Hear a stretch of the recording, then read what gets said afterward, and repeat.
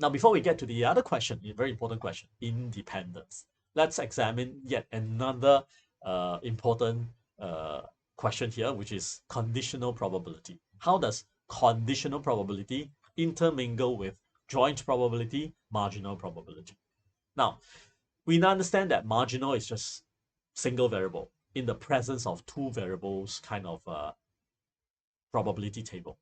Then we can additionally ask, what about the conditional probability expressed in this form? Let's just take one example. The probability of a person having a Visa card, given that the person has MasterCard. So you can think of this situation as you ask a person, hello, John, let's say, hi, John, do you have a credit card? Yes, I have a MasterCard. Okay, let's say that's the conversation. So now, assuming John is not lying, we now know for a fact that John has MasterCard. And now, before you ask further, you make a guess. What's the chance that this person already has Visa?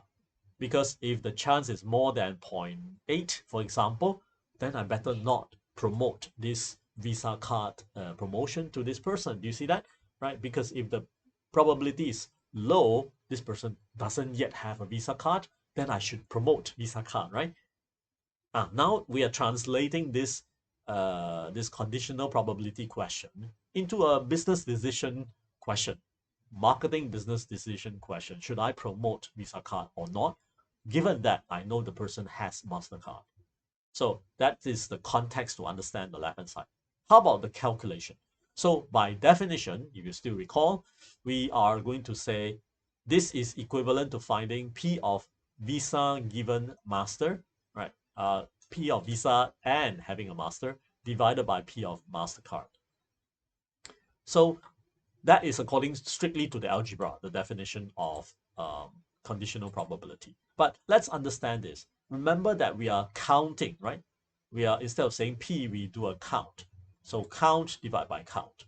Count of those quantities where they belong to both Visa and Master. So you think of the intersection as and, right? And count of everything in Master. Count of everything in Master is this. That's our denominator. Count of Master and Visa means within this denominator, which part additionally also belongs to Visa. Can you see this? So, of course, we're going to say 0.3 divided by 0.3 plus 0.4. But we already have that. That's the marginal probability, right? So you can see this, that at the bottom, that's one variable. Strictly speaking, it should be y equals to master, but you understand that already. So that's equals to 0.7.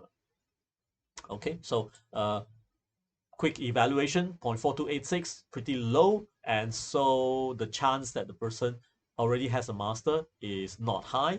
And therefore, it makes sense for me to promote this Visa card promotion to John, because then he should have some interest, right? Because if he already has Visa and I open my mouth about this promotion, maybe he will turn away, yeah, because he already has Visa.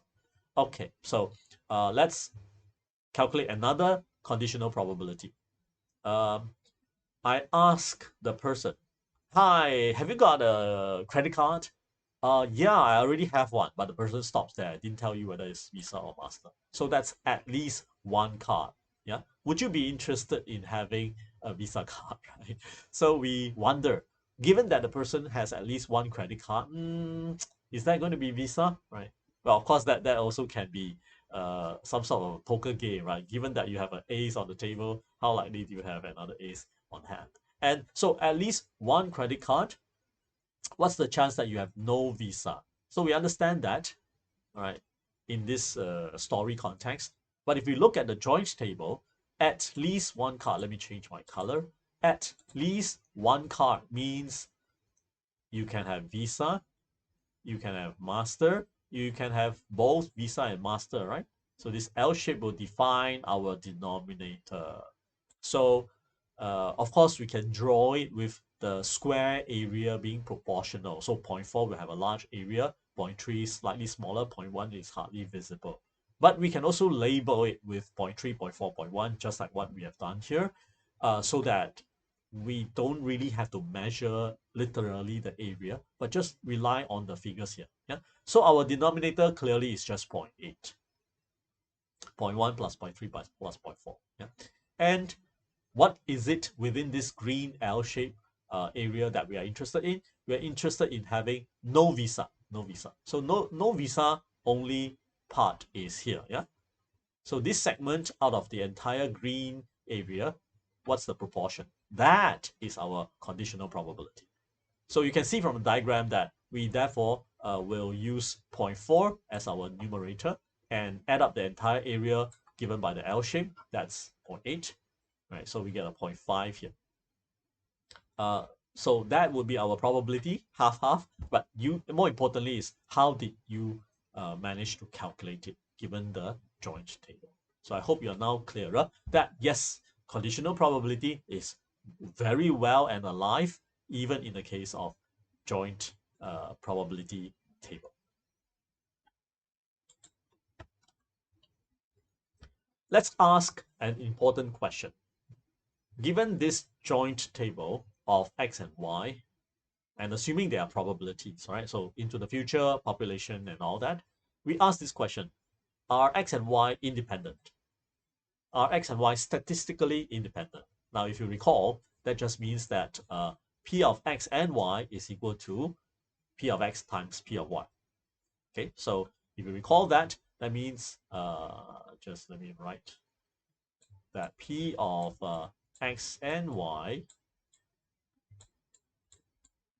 all right, and that means p of x equals to little x, comma, y equals to little y. That means this is the joint probability must be equal to p of x times p of y. So that is if they are statistically independent. So we ask this question because, as we recall, independence is a very, very important assumption, criteria, condition, that is relied upon in many of subsequent statistical theory, calculations, and understanding. So we need to decide if this is the case.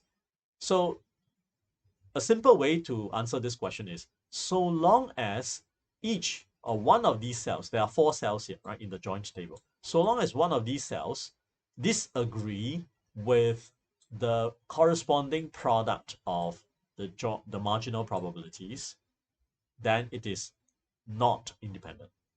Or another way to put it is, for the joint probability table to describe x and y as being independent, for us to say x and y, yes, they are independent, then all cells must be equal to the corresponding products of the marginal probabilities.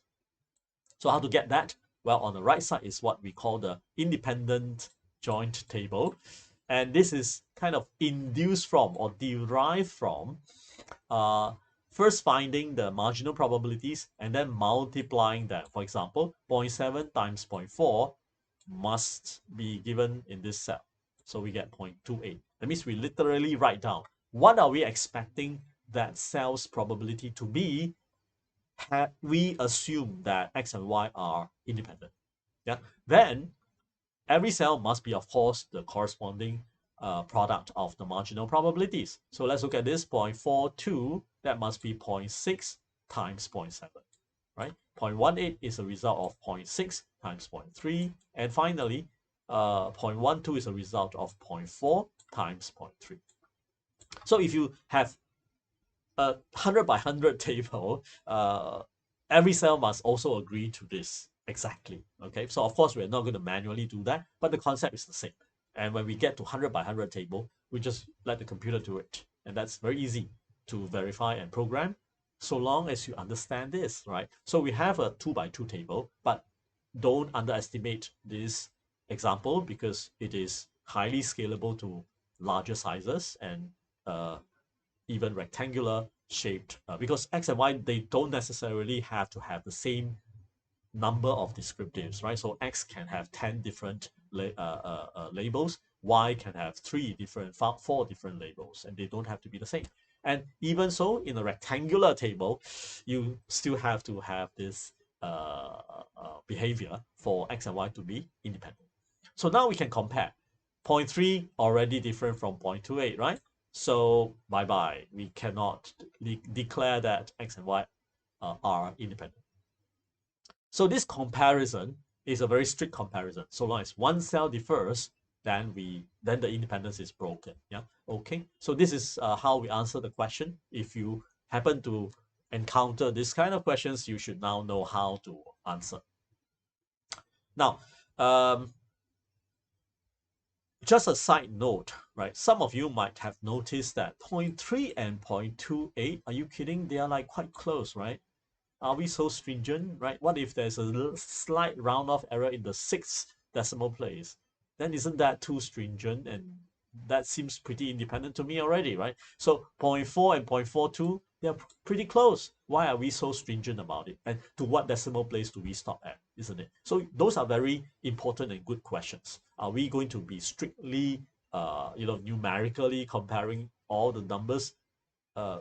Despite the fact that we know most measurements in real life are accurate to maybe 2 or 3 and at the most 4 decimal places, right? So how can we be so stringent about the numerical accuracy? And those questions are important, and they are answered by other techniques in statistics. So when we allow for errors and we allow for a bit of deviation, so for example 0.3 and 0.28, fine, I think that's within noise measurements. So let's not be so picky and still declare that X and Y are independent, right? So those kind of test techniques exist, and we will visit that, and that's called chi-square goodness of fit test, and we'll come back.